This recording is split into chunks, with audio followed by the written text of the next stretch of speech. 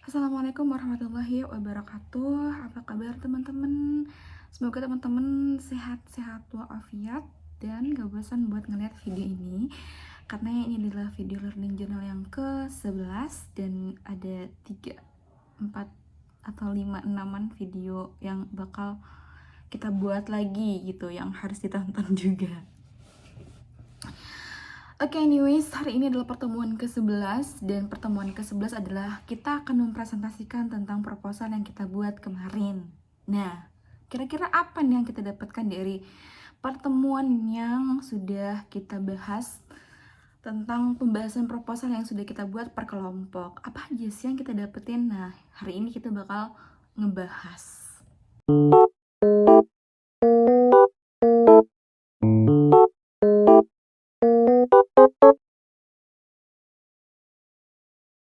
Akhirnya aku bisa keturutan untuk bikin vlog kayak gini. Dan ini adalah pertama kali aku ngevlog dan ngevideoin. Sumpah sih, ini beneran impian yang jadi kenyataan karena aku malas banget sebenarnya ngevlog kayak gini.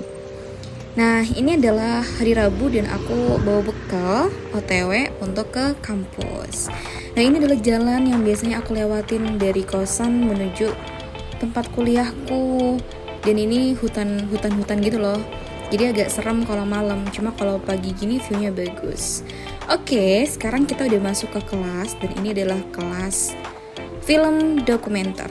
Ini view dari atas, pemandangannya bagus banget, awan-awannya kayak kapas. Dan ini kita mulai persiapan untuk absensi. Di absen dulu sebelum mulai mata kuliah. Oh iya, anyways itu dosennya tuh guys, Pak Adi Kusuma.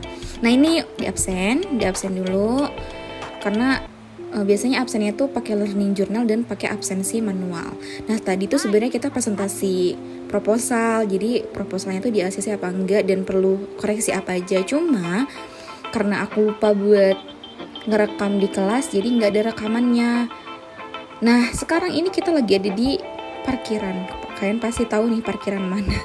Ini adalah parkiran UIN. Dan aku nggak parkir di sini, parkirnya di luar karena kalau di dalam tuh sempit banget, jadi susah keluarnya. Nah ini aku biasanya parkir di sini, lebih lega dan kalau pulang lebih apa ya istilahnya, lebih enak aja ngeriweh. Terus ini aku sempat ngerekam kampus 2 nih pas aku naik motor. Sebenarnya ini nggak boleh dicontoh sih ya main HP sambil naik motor, cuma sesekali aja deh, sesekali. Nah itu adalah kampus 2 tercinta. Terus ini adalah kita akan pulang. Kita pulang karena udah selesai mata kuliahnya, jadi pulang ke kosan. Nah, aku dapat kosannya tuh agak lumayan jauh sih, tapi nggak jauh-jauh banget. Masuk pedalaman gitu, harus lewat hutan. Jadi ya syukur aja dapat kosan karena masih banyak banget mahasiswa yang belum dapat kosan. Sekali lagi jangan ditiru ya guys, megang HP sambil bawa motor. Ini one and only deh, sekali-sekali aja. Nah ini pemandangannya kalau aku pulang. Sebenarnya seger, kalau pulang tuh seger banget. Aku kerasan sih kalau di kampus 2 tuh. Nah mungkin cukup itu aja sih.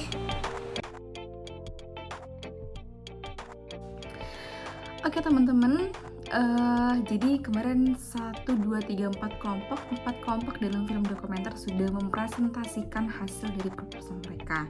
Cuma memang ada beberapa kelompok yang belum maksimal. Ada kelompok yang sudah 80% bikin makalahnya dan bikin proposalnya dan sebagainya. Mereka sudah mencoba untuk menghitung anggaran dananya dan sebagainya, alat-alat yang digunakan dan narasumber yang bakal dipakai gitu istilahnya. Dan itu sudah dipresentasikan di hari Rabu kemarin. Jadi saya bakal mengulasnya aja. Ada intinya dari 4 kelompok ini kita berbeda judul, berbeda istilahnya, beda tema gitu yang bakal diangkat dalam film dokumenter ini. Ada yang ngambil dari sampah, ada yang ngambil film dokumenter tentang sejarah Surau Sowan dan sebagainya. Terus ada juga yang di kelompok saya ngambil tentang kemacetan. Anyways, mungkin ada beberapa koreksi ya dalam film dokumenter ini karena kita juga istilahnya itu membutuhkan masukan-masukan dari dosen. Jadi gimana proposal kita yang kita buat ini, apakah sudah maksimal, apakah masih kurang gitu. Kalau misalkan kurang nanti ditambahkan Pak gitu kan. Jadi kita kemarin sudah presentasi dan kita sudah ngejelasin tentang kita pakai gaya apa, kita genrenya pakai genre apa, terus kita alatnya sudah jelas, dan kita syutingnya di mana, terus narasumbernya siapa aja. Ya itu, kita sudah mempresentasikan itu, dan dosennya applause banget, alhamdulillah, dan berharap lebih, semoga sesuai ekspektasi gitu kan. Oke, kita bedah satu-satu dulu. Jadi gaya yang kita ambil adalah gaya puitis, direct cinema, reflektif. Nah, puitisnya nanti kita akan menyorot tentang slow motion atau selang waktu dari hiruk pikuk kemacetannya di Pasar Ciruas ini. Oh, anyways, ngomongin masalah itu, kita kemarin harus revisi judul, karena kayaknya kalau misalkan kan kita kemarin ngambilnya tentang judulnya itu Sendatnya Jalur Lalu Lintas di Pasar Ciruas gitu kan.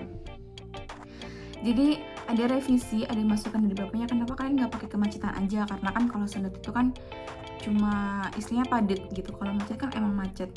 Cuma memang sendatnya itu kan diambil dari, sebenarnya lampu merah di Copak itu mereka udah nggak macet, cuma padat aja. Jadi kenapa kita ngambilnya sendat, karena memang cuma padat, nggak macet banget.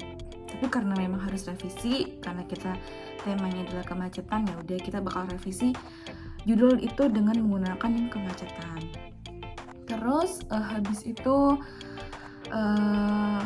ya masalah gaya, kita ngambil 3 gaya itu insyaallah. Dan kenapa kita ngambil 3 gaya itu, karena ada alasan tentang durasi waktu. Nah, yang pertama dari gaya puitis kita bakal nyorot tentang gaya-gaya yang dipakai itu kan tentang keindahan. Jadi nanti kameramennya bakal nyorot tentang gimana sih suara kemacetan gitu kan. Pasti ada suara-suara riuh dari knalpotnya lah istilahnya, terus belum juga klakson-klaksonnya, terus orang-orang yang beraktivitas di situ. Jadi ya itu adalah sebagian dari puitis. Nah, terus kita bakal pakai direct cinema. Direct cinema itu kan wawancara ya, yang benar-benar real dan spontan. Jadi kita udah janjian, nanti kita nggak pakai settingan apapun, kita benar-benar udah janjian, cuma janjiannya di tempat beliau, orang-orang ini yang bekerja gitu. Jadi benar-benar spontan, nggak ketemu di kafe, nggak ketemu di mana. Jadi benar-benar real di tempat kerja mereka semua. Nah, terus kenapa kita harus pakai direct cinema? Karena waktu ya. Jadi nanti karena waktu dan juga penjelasan. Karena kan alasan kita juga bakal mengulik tentang alasan kenapa sih lampu merahnya dimatikan gitu. Padahal kan itu kan traffic light dari perempatan yang lumayan besar gitu. Kenapa harus dimatikan dan harus ditutup palangnya? Nanti diharapkan dengan adanya direct cinema ini, kita melihat berbagai sudut pandang dari orang-orang yang mungkin mengerti dengan lalu lintas tersebut, dan kita bakal mencari tahu tentang pendapat dari orang-orang yang aktivitasnya di situ, kayak tukang ojek gitu. Bener nggak sih Pak macet gitu? Terus bener nggak sih Pak di sini tuh kalau misalkan sore itu macet gitu, jam kapan aja macetnya? Terus gara-gara apa macetnya? Apakah gara-gara pengangkut sampah dan sebagainya gitu. Nah, nanti kita juga bakal nanyain ke polisinya tentang kenapa sih Pak kalau lampu merahnya dimatikan. Terus bener nggak sih Pak macetnya lebih parah, padahal faktanya kalau di lapangan kemarin juga nggak macet guys. Jadi kayak ada hal yang aneh, sedangkan kita nemu blok-blok pun juga kayak ini macet, lampu merahnya dimatikan itu macet gitu. Sedangkan kita harus nanyakan itu ke yang mengatur lalu lintas di situ. Jadi bener nggak sih? Jadi ada suatu pembuktian istilahnya. Dan kalau misalkan untuk orang-orang awam nanti diharapkannya juga mengerti gitu. Mereka nggak bisa asal nyeplos gara-gara polisi dan sebagainya jadi kayak gini. Padahal ada orang-orang yang bertanggung jawab dalam hal itu selain polisi juga. Nah oke, terus itu adalah direksi namanya, dan gaya reflektifnya adalah kita sangat mengharapkan dengan adanya pembuatan film dokumenter ini ada refleksi dari para penonton, terutama orang-orang Ciroas. Sangat istilahnya itu, saya harapkan orang-orang Ciroas itu melihat film dokumenter yang kita buat agar mereka juga paham betul gitu tentang kondisi lingkungan yang mereka tempati di situ gitu. Nah refleksinya apa? Kemarin dosen saya juga nanya, kira-kira itu kamu dengan membuat film dokumenter yang mengarah dengan menggunakan gaya reflektif, kamu tuh mau ngasih apa gitu, refleksi apa kepada penonton?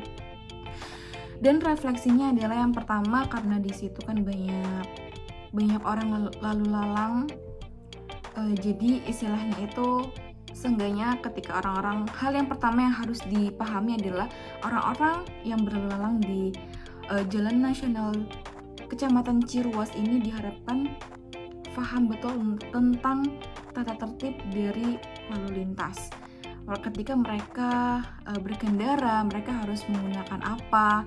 Helm, terus harus menaati peraturan juga. Kalau misalkan di situ ada palang yang ditutup, jangan diterobos. Nanti kalau misalkan diterobos nanti akan mengundang kepadatan dari arah yang dari ke Serang. Jadi seenggaknya itu kalau misalkan dari Pontang mau ke Walantaka, pasti kan kalau misalkan menerobos perempatan yang sebenarnya udah ditutup dengan belaga, dengan pokoknya kerucut itu, jangan sampai diterobos. Nanti kalau misalkan diterobos ya percuma. Kalau ditutup terus nggak ada lampu merah, ya kita sama aja melanggar tata tertib lalu lintas yang sudah ditentukan, dan itu akan mengundang kemacetan dari arah Serang maupun dari arah Cikande, ya kan. Dan istilahnya itu, makanya kenapa orang-orang itu harus SDM-nya itu harus terpenuhi, apalagi ketika berkendara dengan alasan hal itu. Kemacetan itu biasanya disebabkan oleh orang-orang yang SDM-nya rendah. Mereka nggak mau menaati peraturan, mereka egois, dan mereka menggunakan kendaraan sesuka hati. Padahal ada ketentuan tata tertib yang sudah atau harus dipatuhi sama mereka. Jangan lupa untuk pakai helm. Jangan sampai ketika kamu sudah melanggar peraturan dan sebagainya, kamu nggak pakai apa-apa, nggak pakai helm, nggak punya SIM, nggak punya STNK, dan lain sebagainya. Nah itu adalah refleksi yang harus diberikan kepada para penonton. Lalu yang kedua adalah untuk kendaraan-kendaraan yang suka berhenti di Taman Ciruas, yaitu angkot. Diharapkannya semoga ada gitu tempat yang bisa atau digunakan untuk ngetem angkot tersebut gitu. Jangan di tengah jalan, kayak jangan di jalan yang belokan terus angkotnya di situ gitu. Jangan sampai gitu loh, kayak kan mengundang kemacetan. Apalagi angkot-angkot ini kan juga nggak cuma 1-2, pasti ada banyak berjejer-jejer, apalagi kalau sore atau pagi, dan itu sangat mengundang kemacetan. Lalu yang ketiga adalah memberikan refleksi kepada para penjual, apalagi yang membuang sampah sembarangan dan memakan tempat atau sampai menggunakan jalanan untuk pembuangan sampah. Kenapa gitu? Kok kita pakai sampah? Kan jadi kemacetan. Ya kalau misalkan para penjual di pasar Ciruas tersebut membuang sampahnya dengan semena-mena di jalanan, dan akan menjadikan sebuah penyempitan jalan, dan penyempitan jalan itu akan mengganggu aktivitas dari para pengendara maupun motor maupun mobil, dan itu akan memadatkan jalanan yang tadinya nggak sempit jadi sempit gitu. Terus yang keempat adalah menyadarkan tentang SDM dari para dari para pembeli. Kenapa kok pembeli ikutan? Karena kan itu di pasar Ciruas, dan pasti para pembelinya itu adalah rata-rata ibu-ibunya pakai motor, terus mereka parkir sembarangan karena di situ nggak ada parkiran yang gede khusus untuk pasar Ciruas, ya kan? Jadi otomatis motor-motor mereka digeletakkan begitu aja, tidak memperdulikan ntar motor gue ditabrak nggak ya, motor gue di sini aman nggak ya, ntar pengguna jalur ini di jalan ini keganggu nggak ya, sempit nggak ya jalannya kalau misalkan gue parkir di sini, kan enggak. ibu-ibu nggak memikirkan hal itu gitu. Jadi refleksinya adalah dengan menyadarkan orang-orang, semua oknum-oknum ini untuk bisa mentaati tata tertib gitu loh, saling menghargai, untuk menjadikan jalanan nasional ini menjadi jalanan yang bisa dinikmati, bukan malah kayak dinikmati sendirian aja.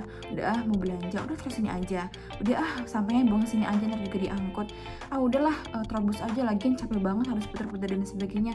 Nah itu kan sebuah SDM yang sangat rendah. Jadi istilahnya kita bisa untuk memberikan refleksi, memberikan kayak jalan yang lurus lah buat orang-orang yang selalu beraktivitas di Pasar Ciroas ini, Kecamatan Ciroas ini, agar perempatan yang memang ikonik sekali di Ciroas ini tidak mengalami kemacetan yang parah lagi.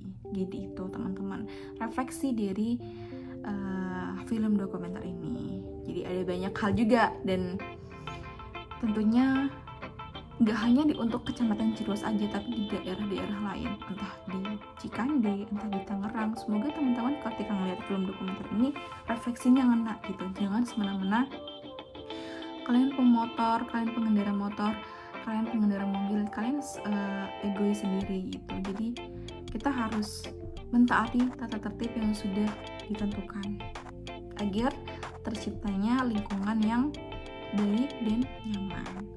Nah mungkin itu aja sih yang bisa diambil dari presentasi kelompok 4 kemarin. Kita juga harus menyempurnakan bab 4-nya. Untuk semuanya kita sudah selesai, kita tinggal menyempurnakan tentang skrip dan narasinya, ya ini berupa wawancara. Dan nanti untuk beberapa pertemuan ke depan mungkin bakal shootnya itu di luar. Jadi kita bakal nunjukin, ini loh kita nge-shoot, kita melakukan absensi lewat learning journal itu dari proses pembuatan film dokumenter. Jadi gitu teman-teman. Oke, mungkin itu aja yang bisa disampaikan. Kurang lebihnya saya minta maaf kalau misalkan ada beberapa hal yang mungkin belum disampaikan dalam pembuatan proposal ini dan koreksi proposal ini.